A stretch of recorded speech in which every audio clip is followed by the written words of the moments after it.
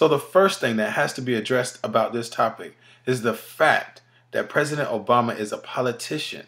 He always has been one and probably always will be one.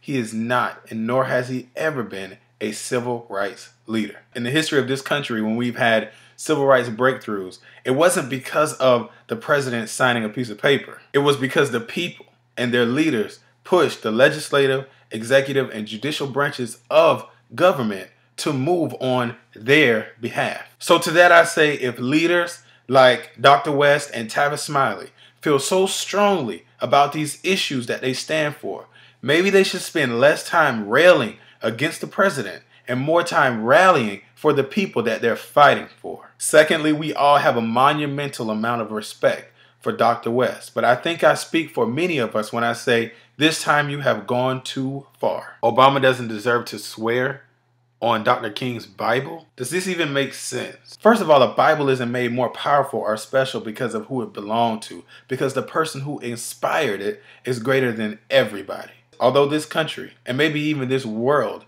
is forever in debt to the work and the sacrifices of Dr. Martin Luther King, we have to be careful not to over-glorify him. We can make an argument on whether or not politicians should swear on the Bible, especially if their actions aren't coming from its teachings. But no man, no matter how great he is, can make a Bible greater than it already is. And third, Dr. West and Tavis Smiley and others like them would do good to just leave the president alone. The man already has enough to deal with. Another civil rights leader, and one of my favorites, Dick Gregory, once said, "There are things that I do not say because they would hurt my credibility."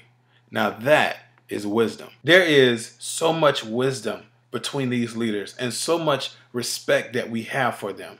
But so much of that is being drowned out by discussions about things like this. You will never turn the people against President Obama, and here's why. Dr. King once gave a speech where he said that we have to believe in ourselves, that we have to sign our own Emancipation Proclamation within our own hearts. That wisdom was the treasure chest. Obama's ascension to the highest office in this nation was the key which allowed us to open that chest and believe that we could do absolutely anything. That is the link between Dr. King and President Obama. That is the reason why the people adore him. Because now it's bigger than someone saying that you can be anything. Now it's bigger than just believing. We know because we see. So instead of breaking that brother down with every chance that you get with tough love, why don't you try furthering your cause by building him up? I want to see the poverty and prison initiatives worked on before he leaves, but we have to stop being a burden and start being a blessing to him